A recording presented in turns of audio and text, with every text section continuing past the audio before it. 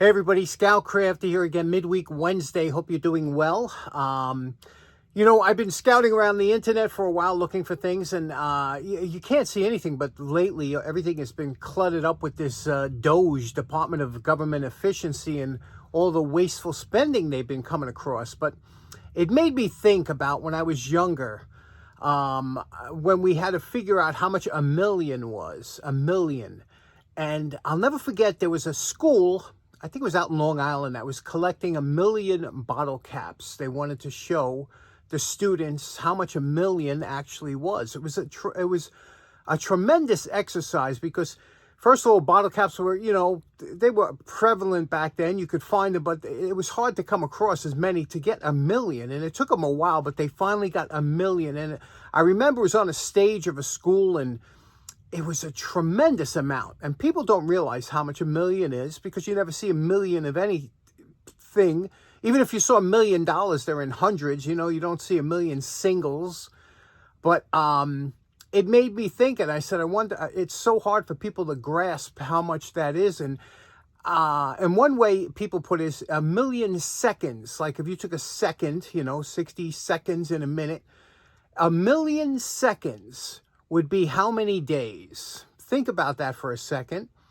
It's pretty amazing, but you understand, 1,000,000 seconds equals 11 days. Okay, so you say, okay, I can understand 1,000,000 seconds, 11 days. But what people don't understand is the difference between 1,000,000, a billion, and a trillion.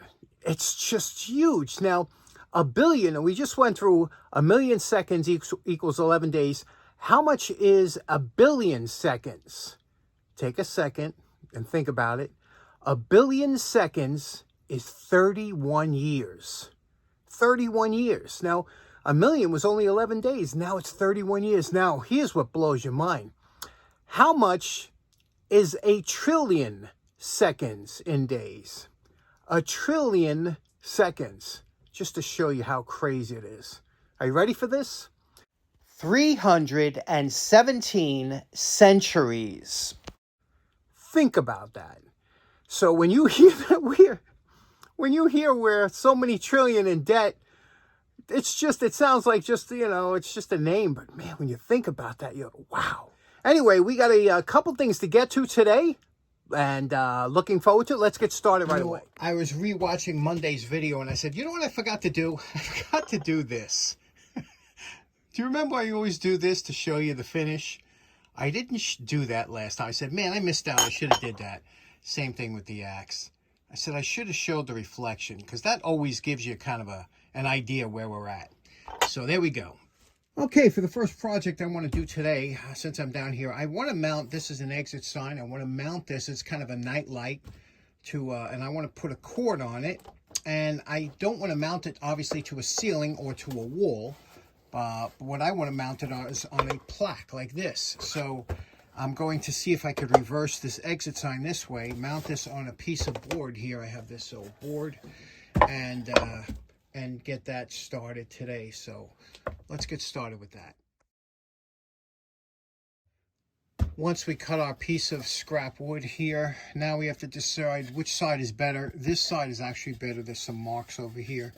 So this is going to be the top. We'll use the top here. Don't worry about these rough cuts here. We're going to sand all this down to make it flat. Now what we want to do is we're going to find the approximate center and drill a hole because that's where the wire is going to go through. Now I can't stress this enough. Anytime you're going to use a spade bit, a hole saw, anything like that, you want to go in half one way and then finish it up, flip the board and do the other half. Don't try and go all the way through, especially in pine. You'll get a ton of tear out. It'll look horrible. So what you do is you set your drill press stop so that you can see here that it's just below the surface, okay? So just the point of the spade bit will come out. I'm going to drill down until it goes down to that depth.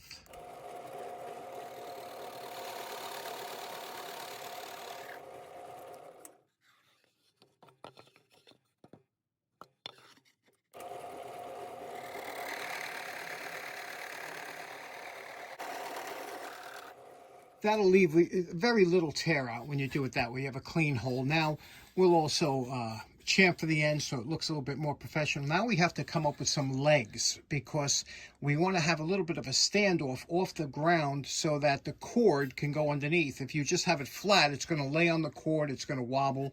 So we have to have it raised up. We got to put some kind of feet on there. Now I had an old piece of scrap, a dowel. It was a handle actually from a broom, and I cut off 4 pieces. They got to be the same height. I used a chop saw for that to get the same height. Now what I'm going to do is I'm going to mark 1 inch from this side, 1 inch from this side here, and make a mark, and then we're going to drill 4 recessed holes here for those feet. To drill a flat bottom hole, we're going to use a Forstner bit, and we have the drill stop set so it only goes a certain depth, and we'll line it up and drill them out.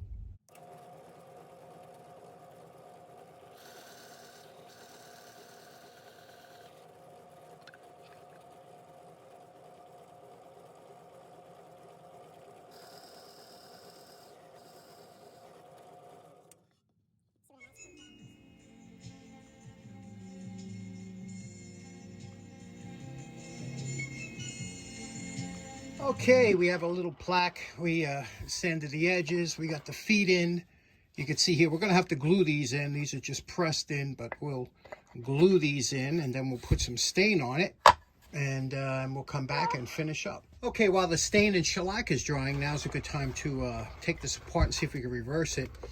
This is for opening cans. It's a great tool. You can also open bottles with this side, but it's fantastic. Every shop should have one of these. It's so much better than the screwdriver. But this here works really good for opening this up. If you just take your nail and put it here and push this down, just like that, you can see it pops right open. We'll do this side here. Just push it down, pops right open. You got to do the other side too.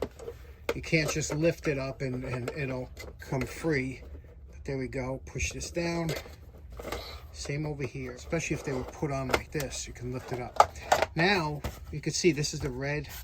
We'll wipe that. Now it's a good time to test this light to make sure it works.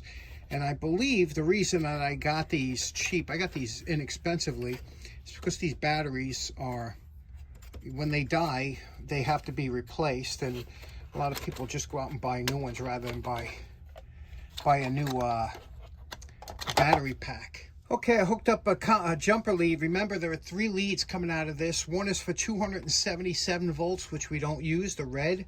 So we just use the black and the white. The white is common, the black is hot. You can see here it says 120 volts AC. This one, 277 volts AC. We hooked it up to our test cord. We're going to plug this in now just to make sure that this works. And yes, you can see the LEDs are lit up.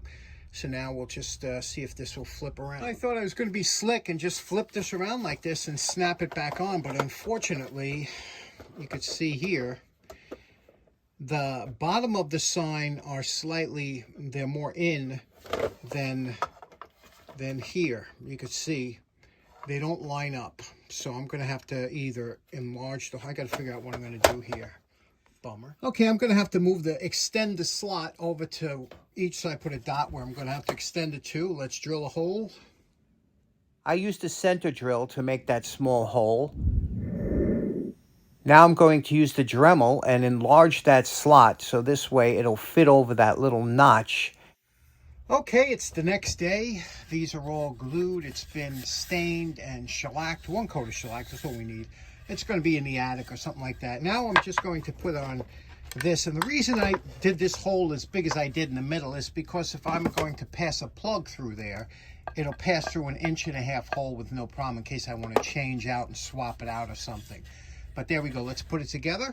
And there we go. Great little nightlight for the shop or the attic. You can see what we did here, put on the plaque and you can see I put a little strain relief there, so if anything tugs on the cord. So there we go. This one's in the can. What do you think of that? That's a cool little light, huh? And let's see how much wattage it draws. Okay, we hooked it up to the kilowatt here. You can see we're drawing not even a watt. How great is that, huh? Next up, I was at the Dollar Tree. It's a discount store by me, and they have a little bit of a tool section. It's kind of funny, but you know, I'm not a tool snob. I always like to see what is going on overseas and whatnot. Check this out.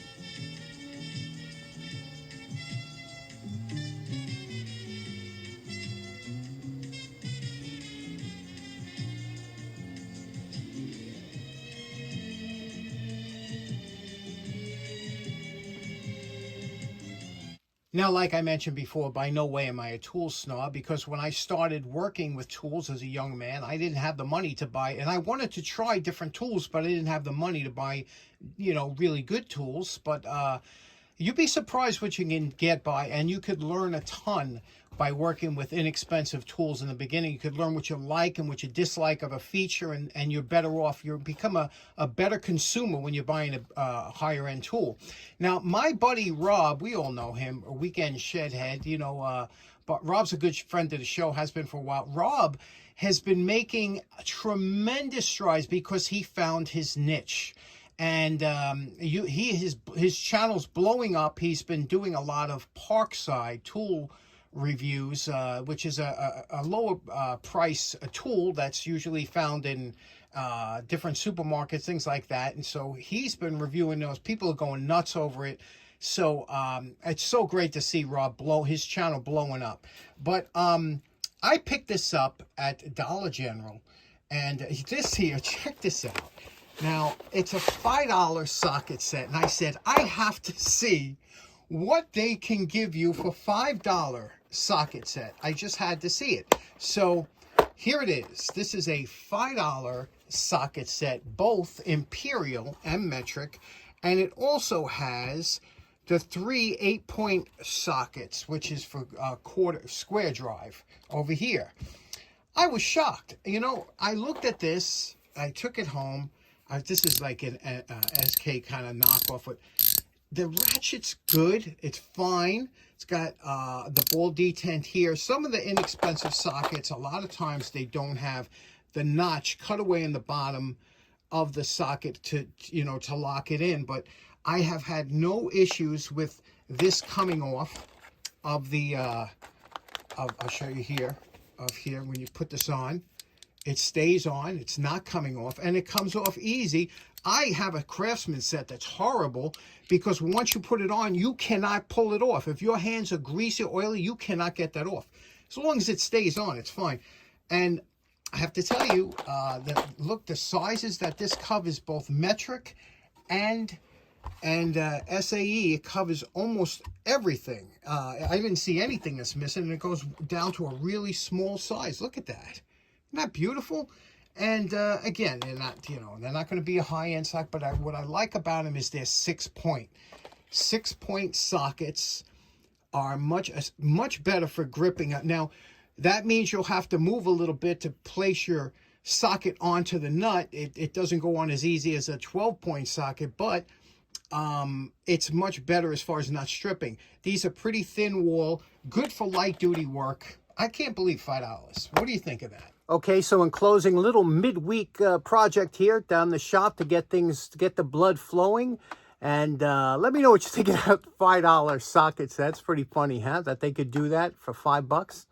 I hope you have a great day. We'll see you again on Friday. Take care now. Bye-bye.